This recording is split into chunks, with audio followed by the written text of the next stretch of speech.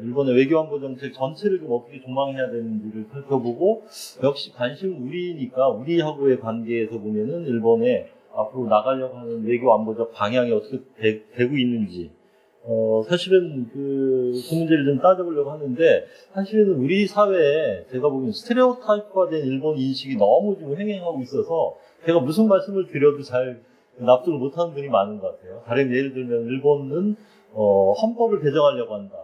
헌법을 개정하기 위해서 한국하고의 싸움을 걸려고 하고 있다. 아베 정부의 의도는 그런 얘기부터 시작해서 일본은 군사대국하려고 하는 의도를 강하게 추구하고 있다. 그 속에서 모든 지금 주변국하고의 충돌이 벌어지고 이런 거가 뭐 제가 보기엔 우리 사회에 스테레오타입화된 일본 인식이라고 보는데 저는 반드시 그런 것 같지 않습니다. 뭐 왜 그런지는 조금 그 장기적인 일본이 그동안 추구해왔던 그 외교안보 정책의 역사 속에서 좀 찾아볼 수 있다고 보는데 조금 그런 의미에서는 다른 각도에서 좀 그 일본의 실체, 일본의 리얼리티를 좀 설명을 하는데 주안점을 두고 말씀드릴까 합니다. 우선 이렇게 굉장히 항목이 많은데요. 지난번 한번 경험해보니까 여러 선생님들이 워낙 그 전문적인 이해가 많으시고, 오히려 일반적인 강의 듣는 것보다 좀 디스커션 하는 게 더 유익하다는 생각이 들어서 아주 간략하게 빠른 속도로 좀 달려가 볼까 합니다. 그런 다음에 나중에 좀 유익한 질의응답 내지, 디스커션이 더 좋지 않을까 이렇게 생각이 돼서요. 먼저 일본의 국가 전략을 좀 아주 장기 사이클에서 보면 뭐 다 아시는 얘기지만, 여기 숫자 하나가 틀렸습니다. 급히 정리하다 보니까 1868이 빠져서 1968로 돼 있는데, 크게 보면은 명치 시대부터 2차 세계대전까지 추구해왔던 일본의 국가 전략의 기본 컨셉은 뭐냐? 역시 부국강병이었다고 봅니다. 부국강병이고 가치는 힘이었죠. 그 당시 일본의 국제적 존재 양식으로 보면은 일본은 5대 강국에 들어갔다고 봅니다. 그 다음 두 번째 사이클은 이제 일본이 패전한 이후 90년까지의 대충 시기인데, 세계사적인 냉전 체제죠. 이 속에서 일본이 추구했던 국가 전략은 기본적으로, 경무장 통상국가다 이렇게 정리할 수 있을 것 같아요. 중무장을 하기보다는, 가벼운 무장을 하고 평화헌법이라고 하는 제약이 있기 때문에, 그래서 통상을 통해서, 그 부를 추구하는. 그러니까 일본의 전후에 사이클로 오면 제2사이클은 부를 추구하는 시기였다 이렇게 정리할 수 있고요. 당연히 국가적인 목표는 경제대국이었죠.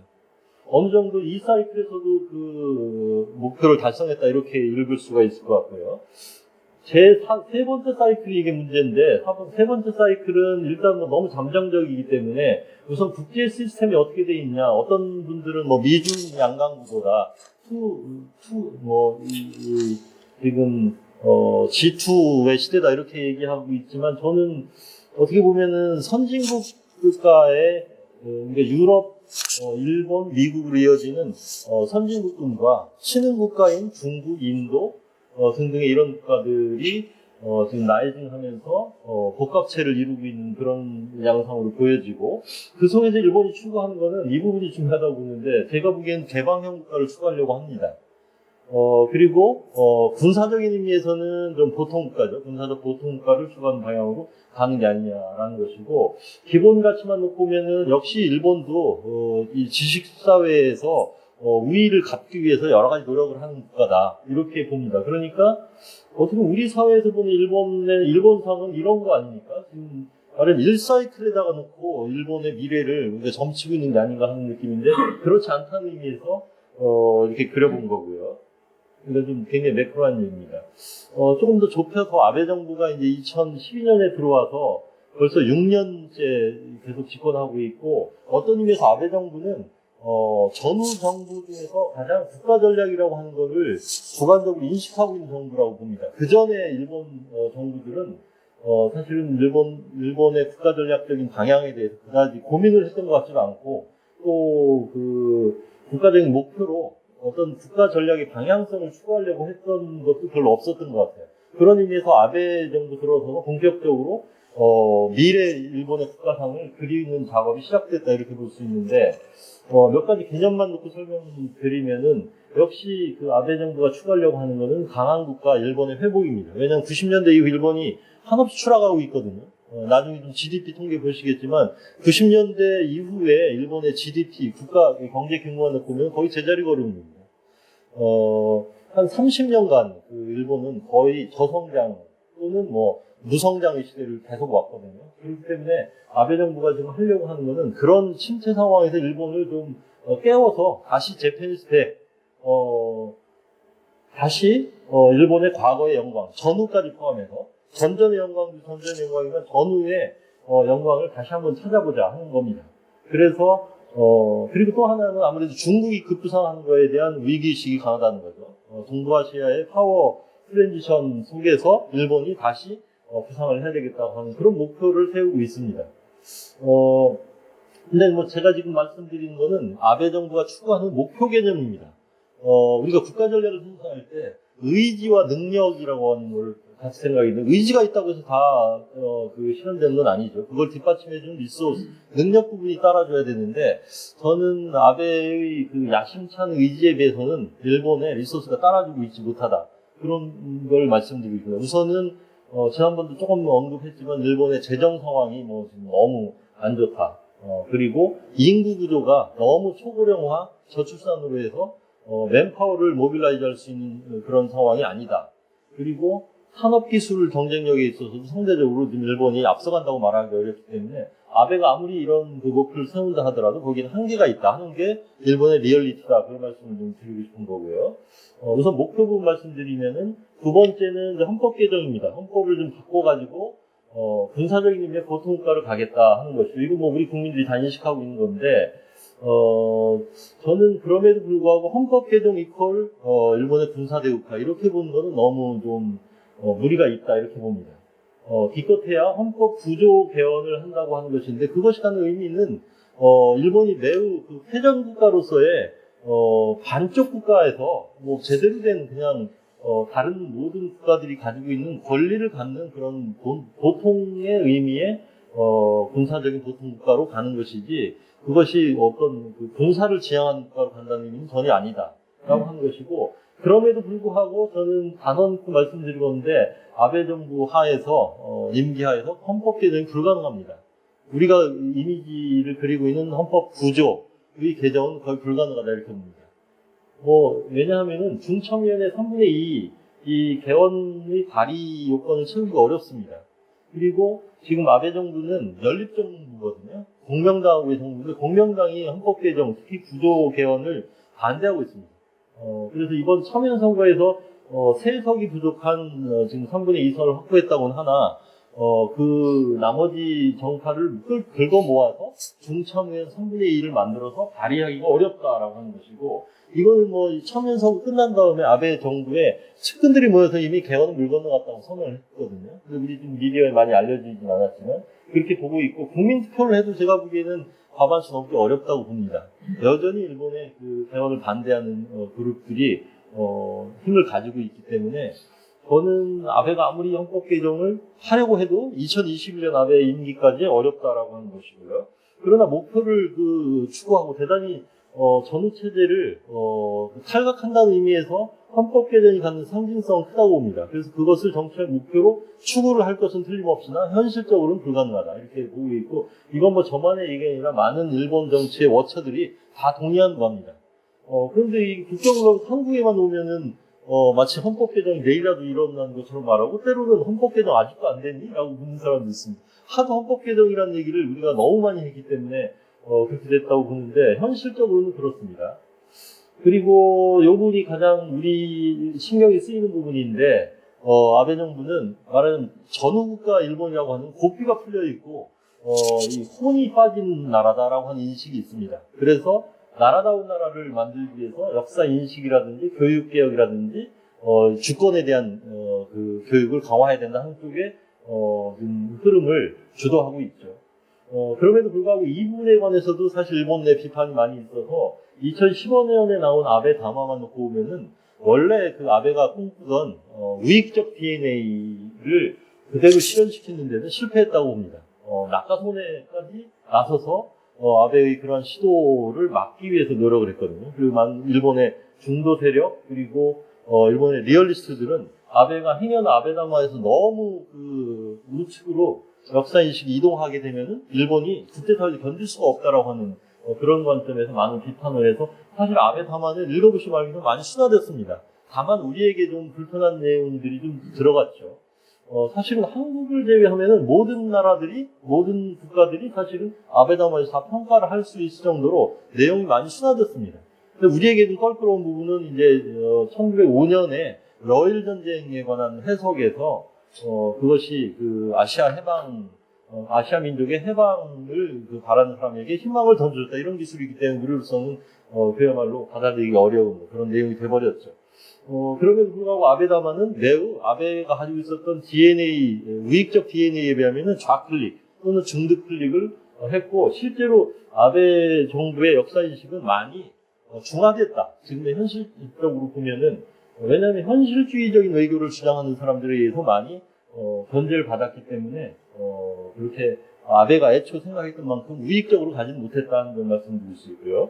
그 다음에 외교안보 전략의 기본은 지난번도 말씀드렸지만 대미동맹을 강화하고 대중 포위망을 구축하는 것이죠. 거기서 인태 전략이라고 하는 게 대단히 중요하다는 말씀을 지난번 드렸는데, 중국을 포위하기 위해서 쿼드, 미국, 대미동맹, 호주, 인도 요 사자 간의 그 동맹과 전략 연대를 강화하는 쪽으로 가고 있고, 지금 한국은 그 속에서 보면은 상당히 최근에 그 신X9 이런 얘기도 있습니다만은 전략적으로 대단히 애매한 위치에 놓이게 됐다 하는 것이고요. 그 다음에 이제 군사안보 정책만 놓고 보면은 적극적인 평화주의라고 해가지고 안보 문제, 그동안 일본은 평화국가라고 하는 그 슬로건을 내세워서 전혀 개입하지 않았는데, 이제는 안보 문제에 대해서도 적극적으로 개입하는 방향으로 조금씩 그 중심을 이동하고 있다 하는 것입니다. 물론 그럼에도 불구하고 한계는 뚜렷이 있습니다. 헌법적인 한계, 일본의 여러 가지 그 군사력의 투사를 제약하는 여러 가지 방위 정책의 제약 틀이 존재하기 때문에 모든 다른 나라들과 같이 안보 문제에 그야말로 그 자위대 병력을 파견한다든지 전투행에 참여한다든지 하는 건 여전히 불가능한 걸로 되어 있지만, 그 방향에 있어서는 적극적인 평화주의를 하겠다는 것입니다. 그 다음에 이제 점차 대일 동맹을 강화해서 미국하고의 안보 일치화를 깨야겠다고 하는 것이죠. 네. 아니, 이런 용어들, 이런 교수님께서 이렇게 해석을 하신 건지, 아니면 일본에서 어떤 방위백서라든지 이런데 이런 식의 용어들이 나와 있는 건지. 그거는 이제 이런 거죠. 말하자면은 적극적인 평화주의 같은 거는 당연히 방위백서에도 나오고 방위정책 대강에 나오는 얘기인데, 이런 거는 그 워딩으로 봐서 부담스러움이 없잖아요. 근데 대중 포위망 구축 이거는 자기들이 이렇게 한다고는 하지 않겠죠. 근데 제가 볼 때 중국 포위망을 구축하려고 하는 시도다라고 하면 이건 주관적인 개념이죠. 그래서 객관적인 개념과 주관적인 개념이 좀 뒤섞여 있다 이렇게. 지금 이런 말 아무 책임 없이 방위를 쓰는 용어인가요? 그거는 일부 사용하는 사람이 있지만 그 방위 당국자들이 사용하기는 어려운 개념이죠, 이것도.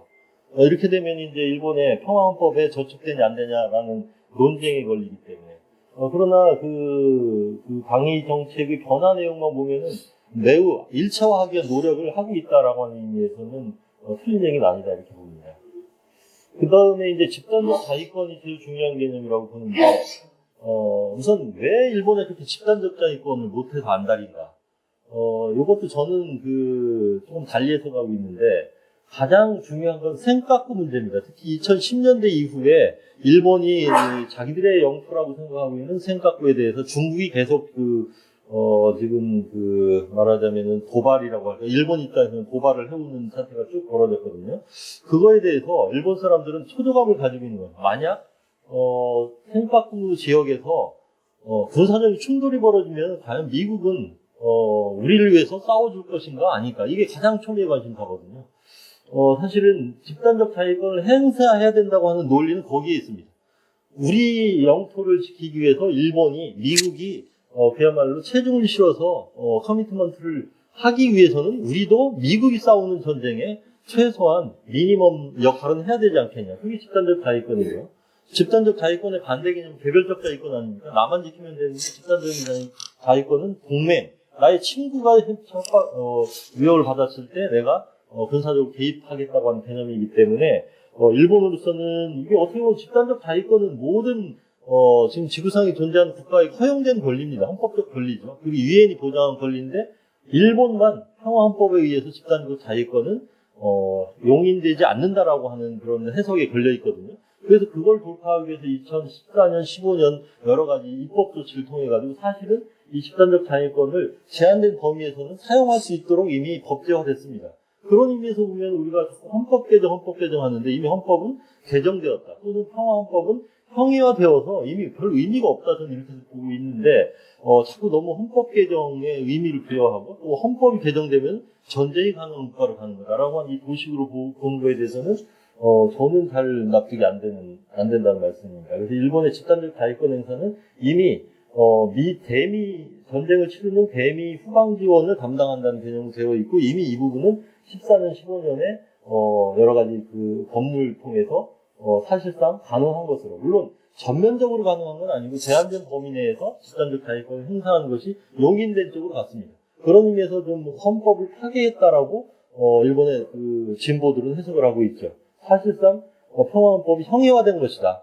지금 평화헌법은 껍데기만 남아있다. 이렇게 보고 있는 거죠. 그런 의미에서는 평화헌법이 이미 개정된 거라고 봐도 큰 이의는 없을 거라고 이렇게 봅니다. 마지막으로 일본이 추구하려고 하는 그 어떤 전략적인 목표가 군사 대국화냐 또는 궁주의 획이냐 저는 적어도 그건 아니다. 굳이 개념적으로 말하면 군사적인 보통국가로 가려고 하는 그러니까 노멀한 국가로 가겠다고 하는 것으로 저는 이해가 됩니다. 그리고 국제사회의 이해도 저는 이쪽이라고 봅니다. 지금 일본의 군사대국화 운운하는 거는 제가 보기에는 한국하고 중국 정도인데 중국도 제가 보기에는 그것도 하나의 그 프로파간다적인 개념이지 실제로 일본이 군사대국화된다 이렇게 보기는 어렵지 않겠나 이렇게 봅니다. 군사비만 놓고 나중에 조금 다시 설명이 나오겠지만 지금 일본이 쓰고 있는 군사비의 6배 정도를 중국이 쓰고 있거든요. 그리고 일본이 쓰는 군사비는 30년간 거의 제자리가 어려웁니다. 군사비의 지출을 늘리려고 하면 일단 경제 규모가 커야 되고 경제 규모가 커지는 거에 따라서 지출할 수 있는 예산도 커지는 거 아니겠습니까? 그런데 일본은 거의 제자리 걸음을 해왔기 때문에 군비 지출이 늘어난 건 거의 없습니다.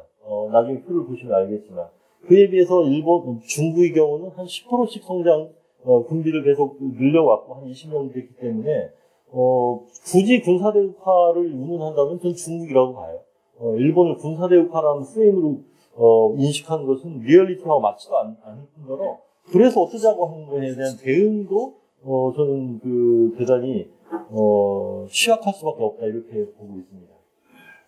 그 다음에 이제 경제통상 전략, 저는 자신은 없는 분야입니다만은 아주 간단하게 살펴보면 아베노믹스 하다는 거는 세계 화살이라고 하지 않습니까? 양적 통화의 완화, 그러니까 헬리콥터로 왼화를 뿌리겠다라고 하는 개념에 가까운 거고 재정지출 확대, 성장을 하는데 부족의 등을 하겠다 이런 거죠. 그런데 이러한 것들이 지금 잘 되고 있느냐? 제가 보기에는 지금 다 안 되고 있습니다. 인플레 목표도 실패하고 있고, 엔화를 평가 전환은 해서 많이 무역 수지는 좋아졌지만, 실제로, 아베 정권이 기대했던 아베노미스의 성과는 잘 나타나고 있지 않아. 아직도, 성장률 지표도 여전히, 미약합니다. 그래서 저는 아베노미스에도 불구하고, 다시 일본이 경제적으로 성공하는 그 나라로 가는지에 대해서는 회의적입니다. 그러니까 일본의 경제 성장이 다시 그 탄력이 붙을 거다라고는 아무도 보고 있지 않습니다. 비유하자면은 지금 환자인데 굉장히 중병에 걸린 환자를 살리기 위해서 지금 모르핀을 꽂아놓은 상태라고 할까요? 아베노미스라고 하는 것에 대해서도 상당히 비판이 높습니다. 그렇게 당장 지금 그 아베노믹스에서 일본이 재생하고 일본이 부활한다고 하는 건 별로 저는 믿지 않습니다. 그런 의미에서 보면은 일본은 다시 제2의 경제대국으로 부상하거나 또 아까 주기로 말하면 제2 사이클에서 맛보았던 그런 그 경제적인 영광은 앞으로 일본에게 기대하기 어렵다 이렇게 봅니다. 왜냐하면 아까도 말씀드렸지만 인구적 재양 문제, 그러니까 맨파워와 머니의 문제인데, 일본이 가지고 있는 이 재정적인 적자 이런 걸 감안할 때 그렇게 다시 성장하기는 어렵지 않겠냐. 그리고 게다가 21세기 길게 내다보면 중요한 것은 역시 제4차 산업혁명과 관련된 분야의 기술이라고 봅니다. AI라든지 ICT 기술이라든지 5G라든지 요즘 얘기되는 이런 첨단적인 기술을 일본이 과연 미국, 중국보다 더 강하게 가질 수 있느냐 하면은 별로 그렇지 않다고. 일본 스스로도 그런 산업 경쟁력에 있어서의 상대적인 저하에 대해서 고민을 많이 하고 있거든요. 그래서 저는 일본이 다시 제2의 경제력으로 부상할 수 있는 기반이 있겠냐 하면 별로 없다고 봅니다. 인구, 재정, 기술 이런 면에서 그렇고 여러 가지 일본의 사회 기풍이나 이런 걸로 보더라도 그렇게 다시 컴백하기는 어렵지 않겠냐 이렇게 보고 있고요. 대외적인 전략은 잘 아시다시피 TPP를 통해서 중국의 1대1로와 AI에 대항하려고 했었는데 그게 잘 트럼프 정부의 등장과 더불어서 무너지고 지금은 TPP11, 미국 밴 11으로 지금 CPTPP라고 하는 거를 결성해서 경제적 네트워크를 만들어 나가고 있는 과정이고 미일 양자 협상을 통해서 미국까지를 끌어넘는 경제 네트워크를 만들려고 하는 목표를 가지고는 있죠. 근데 우리가 문제인데 우리는 지금 여기 들어가고 싶어 하는 건데 우리 정부도 지금 그런 입장을 표명하고 있는데 이렇게 지금 경제적인 또는 정치적인 갈등이 강해지면 과연 일본이 CPTPP에 한국이 들어오는 거를 허용할지 모르겠어요. 저는 이 부분도 좀 우리가 눈여겨봐야 될 때문이라 이렇게 보고 있습니다. 그래서 좀 장기적인 일본의 국가 전략의 미래를 이렇게 살펴보면은 두 축으로 나눠 가야 될 것 같아요. 우선 헌법이 개정되냐, 그대로 가느냐. 그 다음에 동맹으로 가느냐, 자주로 가느냐. 지금 아마 한국 사람들이 그리는 건 이쪽에 있는 게 아닌가. 개헌을 해가지고 일본이 군사대국화로 힘을 다시 뻗치는 국가로 가려고 하는 게 아니냐라고 보고 있지만 저는 이렇게 갈 가능성은 별로 없어 보이고요. 이쪽입니다. 그러니까 국제정치학적으로 말하자면 현실주의적인 노선으로 일본은 회귀하고 있다. 그동안 어떤 의미에서는 일본은 로시다 도트린이라고 하는 예명하에 지나치게 리버럴한 그런 국가 전략 개념을 가지고 있다가 이쪽으로 좀 이동하고 있는 게 아닌가. 개헌의 방향으로 가거나 또는 개헌이 형식적으로 되지 않더라도 개헌이 담보하고 있는 내용은 이미 집단적 가액관이라는 것으로 획득했기 때문에 결국 미일 동맹과 개헌의 축소에서 이 축으로 움직이지 않겠냐 이렇게 저는 진단하고 있습니다. 그 다음에 이제 한일 관계도 다시 좀 돌아와서 보면은 지난번에 좀 말씀드렸기 때문에 동북아 전체 구도는 지금 굉장한 세력 정의가 벌어지고 있고 그것은 한마디로 말하면 중국의 급부상이고 상대적인 일본의 세력 저하입니다. 그리고 한일은 어떤 의미에서 미중 양강국에 끼인 것으로 이제 바라볼 수밖에 없다는 것이고 우리가 당면한 과제는 당연히 그렇죠. 일본은 중국의 급부상에 대응을 해야 되는 거고 그러기 위해서 대미동맹을 강화하고 넓게는 대중 포위망을 구축하는 건데 우리가 고민인 것 같아요. 우리는 미중 전략협상 속에 지금 포지션을 어떻게 해야 되는지 굉장히 혼란스러워하고 있고 한편으로 북한의 핵미사일의 위험에 대해서는 과연 어떻게 해야 될지 지금 혼란에 놓여 있는 상황이 아닌가 이렇게 보고 있다는 거죠. 그러니까 전략적으로나 지정학적으로 지금 한국의 입지는 너무너무 위태롭고 걱정이 되는 반면 일본은 그다지 지정학적인 요소 때문도 있겠지만 지금 그렇게 국가 전략의 문제를 가지고 고민할 이유가 없습니다. 미국과 동맹관계를 맺어가고 해양 국가들과의 관계를 탄탄하게 함으로써 중국의 급부상에 대해 대응을 하는데 그렇다고 하더라도 중국과 마저 적대 관계를 하겠다는 거 아니고 적당한 수준에서 해칭을 하면서 중일 관계를 어느 정도 개선시켜 나가겠다 이런 전략이기 때문에 그다지 쫓기고 있는 상황은 아니다. 저는 북한의 핵미사일에 대해서 물론 일본이 걱정은 하지만 중국에 대한 걱정이 10이라면 북한에 대한 걱정은 1이라고 생각합니다. 북한 물론 핵이 있기 때문에 만약 북한 핵이 일본의 원자력 발전소 같은 거를 쏘게 되면 그런 건 당연히 악몽이죠. 그렇지만 아시다시피 북한은 지금 한국에 지난번 평화경제 나올 때도 제가 농담 비슷하게 1 플러스 40분의 1을 해가지고 3하고 싸우겠다는 거냐 그런 식으로 표현했는데 지금 북한의 경제 규모가 40분의 1 아닙니까? 이렇게 보면은 우리의 40분의 1이요. 일본에서 보면은 북한은 사실은 120분의 1 경제 규모거든요. 물론 120분의 1 규모밖에 안 가진 북한이 핵도 가지고 있겠다고 그러고 미사일도 쏘니까 위협이 아닐 수는 없으나 일본이 가지고 있는 북력 베이스로 보면 북한은 그렇게 치명적인 위협이라고는 저는 아닐 거라고 봐요. 그런 의미에서는 중국이 숙적이고 북한에 대해서는 시끄럽게 북한의 위협을 얘기하고 있긴 하지만 속내를 볼 때 과연 진정한 적개념으로 북한을 생각할까에 대해서는 조금 회의적으로 보고 있다는 말씀입니다. 그 다음 나머지 다 이해될 만한 얘기고요.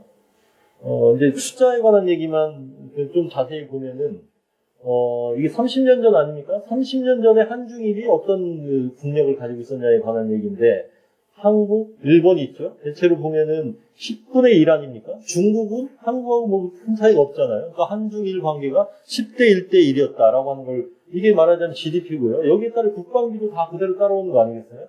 일본은 1%만 써도 이 정도를 쓰는 거고, 중국은 여기에다가 열심히 3%를 써봐야 요밖에 못 쓰는 거죠. GDP 대비로 하면. 그리고 압도적으로 우선 여기서 주목해야 될 포인트는 미국이 뭐니 해도 압도적인 군사력과 그야말로 압도적인 경제 규모를 가지고 있다고 하는 것은 예나 지금이나 큰 변화가 없다는 겁니다. 지금에 있어서도 미국이 가지고 있는 힘은 좀 이따 말씀드리겠지만 중국하고는 좀 비교가 안 된다고 봅니다.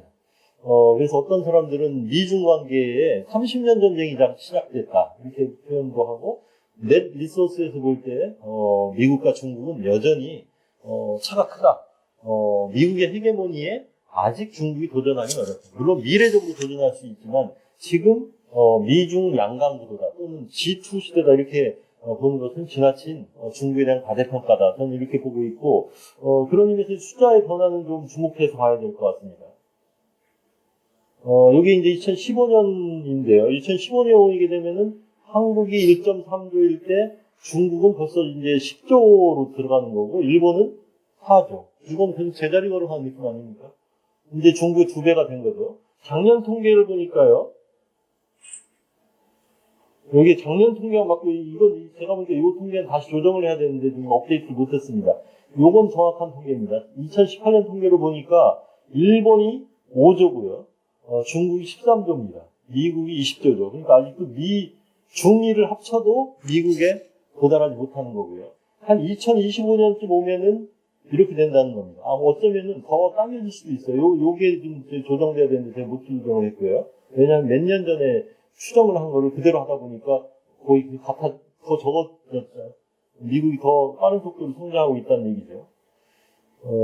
일단 그런 감각을 가지고 보시고, 그 다음에 국방비는 여전히 미국이 압도적으로 강하다는 걸 알 수 있고, 핵탄두만 놓고 보면은 우리가 핵보유국을 많이 얘기하지만 미국과 러시아가 가진 핵탄두는 지금 5, 6천 개 아닙니까? 그에 비하면은 북한이 뭐 한 10개 전후 가지고 있다. 10개, 50개까지 보는 사람이 있지만 아주 정확한 형태. 뭐 중국이 핵강국이라고 하지만 3, 400개 아닙니까? 그리고 유럽의 그 프랑스, 영국 이런 나라들이 가지고 있다는 것도 수백 개이기 때문에 압도적으로 핵의 우위를 미국이 가지고 있다. 그 다음에 대륙 탄도탄이라든지 운반수단이라고 하는 것까지 포함해서 보면은 지금 미중을 같은 수대에다 놓고 보는 것은 아직은 아니다. 라는 말씀을 드려야 될 것 같고요. 그 다음에 한일 관계만 놓고 보면은 지난번 조금 얘기하고 겹친 부분이기 때문에 65년 체제 하에 한일 관계는 안보 경제를 협력하고 냉전 체제에서 미국과 전략적인 협력을 하는 거였는데 90년대 이후에 한국이 민주화되고 또 그 냉전 체제 하에서의 있었던 결속력이 이완되면서 한일 관계가 벌어지기 시작했다는 것이고 더욱이 중국이 급부상하면서 한일 관계가 매우 다이나믹하게 움직였고 한일 관계 양장을 보면 수직에서 수평으로 이동하고 있다. 이런 얘기들이고요. 이것도 뭐 같은 얘기죠. 2010년 전으로 해가지고 동북아 지역에 큰 파워 트랜지션이 일어나면서 한중일 관계가 격동하고 있다. 그런 얘기고요. 그 다음에 한일 관계만 놓고 보면은 왜 지금 한일 관계가 이렇게 어려워졌느냐의 한 요소로서 인척 네트워크 상에서의 변화도 크다. 그런 의미에서 이제는 이렇게 갈등을 막고 조정하고 타협할 수 있는 그런 메커니즘, 인적 네트워크 거의 존재하지 않고 그런 의미에서는 이제 보통의 양국 관계가 되었고 어떤 의미에서는 보통의 근린 국가로 이제 변한 것이다. 그러니까 어떤 의미에서 한일 관계의 뉴노멀이 시작됐다. 이렇게 볼 수도 있다는 말씀 드리고 싶고요. 한국의 대일 자세에 대해서는 뭐 더 이상 얘기하지 않겠습니다. 일본의 국내 정치 변화만 놓고 보면은 90년대 이후 일본이 상당히 보수화됐다고 하는 건 부정할 수가 없습니다. 특히 정계에 있어서의 보수화는 뭐 굉장히 심했던 것 같고요. 특히 2012년 아베 정권 등장으로 해서 일본도 매우 오른쪽으로 치우친 나라로 변하고 있다. 과거에는 이 진보 리버럴 세력이 어느 정도 그 사회에 그 밸런스 역할을 해줬었는데 그 밸런스 역할이 많이 약화됐다. 고령화되면서 약화되었다. 이렇게 볼 수 있고 또 야당은 지리멸렬 상태다라고 하는 것이죠. 근데 이 포인트는 일본의 보수화에 가는 방향이 과연 이렇게 계속 트렌드로 진행될 것이냐 아니면 사이클을 볼 것이냐. 저는 이 두 가지 요소를 다 고려해야 된다고 보는데 지금 아베 정부가 이렇게 오른쪽으로 달려가게 된 거는 그 배경을 살펴보면 민주당 정부 3년간이 있었습니다. 어떻게 보면은 민주당 정부 3년간의 여러 가지 전향적인 조치들에 대한 반동이 아베 정부에 들어와서 지속되고 있는 것이다. 이렇게 읽을 수 있고 또 어떤 의미에서는 90년대 일본이 리버럴한 사회를 지향했던 것에 대한 반동으로 2000년대 보수화가 진행됐다. 이렇게 보면은 약간 사이클적인 측면이 있고요. 만약 야당이 하나의 연대를 구축할 수만 있다면은 일본을 다시 중도적인 쪽으로 되돌리는 것도 불가능한 건 아니다. 이렇게 봅니다. 이번에 선거 결과만 잘 놓고 분석해보면은 실제로 아베에 대한 그 지지표는 그렇게 절대적으로 많은 건 아니다. 다만 아베를 반대하는 그 야당 그룹들의 하나의 통합된 그릇을 만들어내지 못하는 데서 오히려 아베의 일강시대가 더 강해진 측면이 있다는 점을 말씀드리고 싶습니다. 그러니까 한국하고 함께 할 수 있는 부분이 있다는 얘기죠. 만약 아베가 그야말로 우익적인 생각을 가지고 끝까지 오른쪽으로 끌고 간다면 한국하고 같이 하기는 쉽지 않겠죠. 그러나 저는 충분히 한국과 함께 할 수 있는 측면을 여전히 가지고 있는 국가다. 그런 차원에서 좀 지켜볼 필요가 있다는 말씀이고요.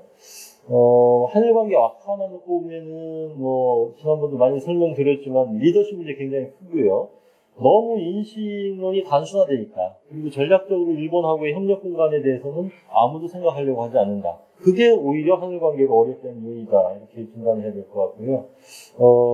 우리 사회의 스테레오타입화된 인식은 다 아시다시피 네 가지입니다. 기본적으로 아베가 이끄는 우경화는 위험한 건데 지금 일본은 우경화를 향해서 또는 오른쪽으로 질주하고 있다. 이런 인식인데 반드시 그러냐라는 거죠.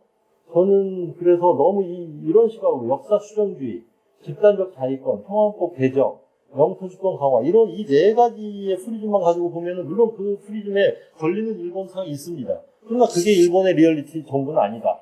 아까 오히려 아베가 추구하려고 하는 국가전략의 전체상과 그런 전체상에도 불구하고 일본이 가지고 있는 리소스의 부족으로 인해서 거기에 충족되지 못하는 일본. 그게 오늘날의 일본의 현실이다. 리얼리티다. 이렇게 봐야 된다는 것이고, 일본 또한 한국을 너무 지나치게 보는 측면이 있는 것 같아요. 예컨대 한국은 법치 국가가 아니다. 법치를 지키지 않는다라고 하는 것도 있는데, 이건 해석에 따라서 다른 시각이 있을 수도 있고요. 어떤 의미에서는 대법원 판결에 이렇게 우리가 특히 우리 정부 입장에서 보면 이렇게 구애되면서 어떻게 보면 법치를 오버하는 측면이 있는 것 같기도 하고, 그래서 그거를 법치가 아니다라고 주장을 과연 일본에서 할 수 있겠냐 하는 거고, 어떤 의미에서 보면 이제 약속과 계약과 조약 같은 거를 한국이 중시하지 않는다. 그렇기 때문에 한국하고는 좀 곤란하다라는 인식이 커져 있는 건 분명한 것 같고요. 게다가 이제 소위 사죄 피로라는 거 있습니다. 한국이 계속 정권만 바뀌면은 사죄 반성을 요구하고 보상 배상을 요구하는데 이거는 너무 피곤하다. 요즘 최근에 외무성 국장도 한국 스카레라는 표현을 썼죠. 한국 피로 현상이라고 하는 거를 이제 일본 외무성 국장까지 대놓고 얘기하는 시대가 됐다고 하는 점이 지금 일본의 한국 인식의 현주소다. 좋고 나쁘를 따지기에 앞서서 일본 국민들조차도 이런 인식이 침투되고 있다고 하는 건 현실이라는 것이죠. 근데 이제 그 한일 관계가 악화되면 뭐가 문제냐라고 하는 거에 대한 제가 반론을 좀 쓰기 위해서 이 부분을 만들었는데요. 많은 또 우리 국민들은 이제 일본 별것도 아닌데 왜 일본하고 관계가 악화되는 거 그렇게 우리가 걱정할 필요가 있냐 이런 관점에서 보는데 제가 보기엔 외교, 경제, 대북 정책 면에서 굉장히 우리가 일본하고의 관계는 전략적으로 중요함에도 불구하고 다 이거를 망각하고 있다 이렇게 봅니다. 이번에 지소미아 문제 보더라도, 저는 정말 납득이 하기 어려운데, 이게 왜 지금 일본의 경제보복에 대한 대항 조치로서 의미를 갖는지 전혀 잘 모르겠어요. 청와대 설명안 놓고 보면은, 여론조사에서 우선 지지가 많다는 얘기는, 그 얘기 거꾸로 말하면 국내 정치적 결정을 했다는 얘기를 고백한 거에 불과한 것 같고, 그 다음에 일본이 특사를 파견하고 여러 번 대화를 시도했는데도 응하지 않더라. 국가적인 자존심 상해서. 그래서 에라 모르겠다. 지소미아 카드를 던졌다. 이런 설명을 하고 있는데, 과연 전략적으로는 그게, 납득이 가는 설명은 잘 모르겠어요. 아니나 다를까 바로 그 지소미아, 종료선언 다음에 나온 거는 미국의, 대단히, 불만스러운 언사가 나온 거 아닙니까? 특사 두 사람 불러봤어요. 네? 제가 들은 바로는 그 정의용 실장 한 번, 조세영 차관 한 번 그렇다고 그러는데, 글쎄, 외교에 라인에 있는 분들이 가시는 걸 우리가 특사라는 표현을 쓰는지 잘 모르겠어요, 저는. 그것도 잘 이해가 안 되는데, 하여튼 그 정부 설명만 들으면 두 가지 이유 때문에 불가피하게 파기했다. 그리고 안보적인 신뢰가 없다고 했으니까 우리도, 그래, 신뢰 못한다라고는 정보 교육을 못한다, 이런 이유인데, 너무 제가 보기에는 국익이나 전략보다는 국내 정치나 또는 양자관계에서의 좀 화풀이를 한 것처럼 느껴져요. 그래서 굉장히 전략적으로는 큰 지금 실책을 한 게 아닌가 그런 생각을 가지고 있고, 과연 이 한미일 안보공조 구도가 상대화되거나 이게 깨진 방향으로 가게 될 때 한국의 안보는 표류하게 되지 않을까. 그리고 한국의 외교는 고립되지 않을까 그런 느낌을 강하게 갖고 있습니다. 그뿐 아니죠. 모든 지금 한일 관계가 악화된다고 하면 여러 가지 이런 비용을 치르게 되어 있고, 특히 대북 정책에 있어서의 일본의 어떤 건설적인 협력을 견인하는 게 굉장히 중요하다고 보는데, 이렇게 되면은 남 관계가 더 잘 되면 잘 될수록, 비핵화가 되면 될수록 오히려 일본은 그거를 경계하거나, 통일된 한반도가 이제 일본에 대해서 위협적인 존재로 다가오지 않을까 하는 그런 그 마음이 형성되지 않을까 하는 점에서 대단히 우리가 우려스럽고요. 그런 의미에서는 저는 DJ 때 그 98년에 한일 파선식 선언을 했고, 2000년에 남북 정상회담을 했고, 2002년에 북일 관계를 개선했죠. 그래서 평양선이 나왔는데, 어떻게 보면은 남북한 관계, 한일 관계, 북일 관계 이 트라이앵글은 서로 선순환적인 관계로 가는 것이 바람직하다라고 보는데, 그때 아마 DJ 때는 그나마 그런 그 메커니즘이 작동했다고 봐요. 그런 의미에서 보면은 DJ 외교는 나름 지금 입장에서 보면 평가할 만하다 이렇게 보는데, 지금은 잘 이해가 안 가요. 북한하고 잘하자고 하면서 국제 공조를 얻어내야 될 텐데, DJ는 그 당시 북한하고의 말하자면은 평화 어프로치를 하기 위해서 먼저 했던 게 대미 강화 아닙니까? 대미 동맹을 강화하고 대일 관계, 그 다음에 동아시아 공동체 이런 식으로 외연을 확대시키는 말하자면 국제 공조 세력을 확대하면서 북한하고의 어프로치를 했다고 보면, 지금은 북한하고 하겠다고는 하겠는데 같은 그 의도를 가지고 있음에도 불구하고 그거를 끌고 갈 수 있는 수단은 좀 너무 제약되어 있는 게 아닌가 그런 그 걱정을 하게 됩니다. 그리고 이제 그 한반도 평화 프로세스 문제인데, 저는 대일 관계 개선을 통해서 일본의 그 역할을 끌어낼 수 있는 부분이 꽤 있다고 봅니다. 나중에 또 여기서 말씀드리고 싶은 거는 바로 이 부분인데, 일본 역할 부분에서 지금 좀 많이 얘기하고 있지 않은 부분이 이 부분인데요. 북일 관계가 정상화되고 만약 수교가 된다면은, 우리가 받았던, 65년에 받았던 청구권 자금이 북한에 좀 해당이 되죠. 그건 뭐 제가 여러 차례 확인해 봤는데, 일본 정부는 그걸 법적 의무로 지금 지니고 있습니다. 북한도 받을 권리를 가지고 있고요.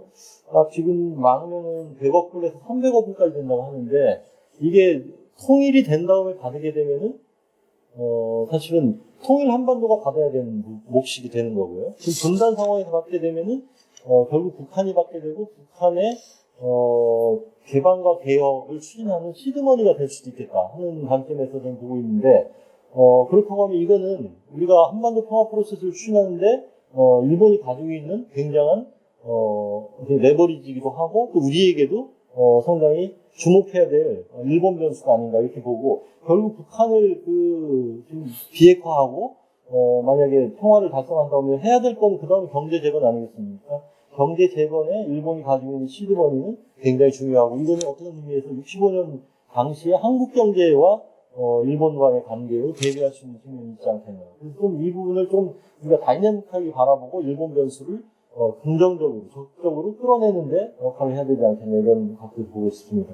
마지막으로 21세기 이제 한반도와 이 동아시아 전체 미래를 그려보는데, 지난번도 조금 언급했지만 저는 자꾸 이 얘기를 하고 싶습니다. 냉전 체제 하에서 유럽을 봐라 라고 하는 얘기를 하고 싶은데, 왜 이 얘기를 하면 21세기의 이 아시아 태평양의 냉전적 상황이 지금 미중 간에 벌어지고 있는 거 아닙니까? 그래서 독일과 프랑스가 무엇을 했는지, 독일과 폴란드가 무엇을 해야 되는지를 생각해보면 금방 자명한 해답이 나온다 이거죠. 한일은 어떻게 보면 미중 양강 구도, 앞으로 양국이 패권적인 경쟁을 하는 속에 사이에 끼어있는 나라들입니다.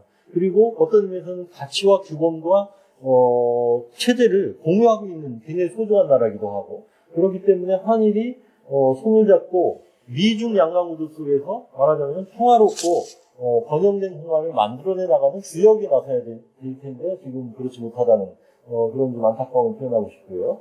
그리고 이 한일 양자 관계뿐 아니라 저는 아시아 태평양 인도양까지를 펼쳐놓고 보면은 많은 국가들이 사실 비슷한 지금 고민을 안고 있는 것이다. 안보는 미국에 의존하고 있고 시장은 중국에 의존하고 있는 많은 나라들이 존재하고, 이런 나라들이 수평적인 협력을 추구해 나가고 그 속에 한일이 그런 협력을 전인해 나가는 역할을 하는 것이 21세기 비전에서 한번 생각해 봐야 될 우리의 과제가 아닌가, 이렇게 생각합니다. 여기까지 말씀드리겠습니다. 감사합니다.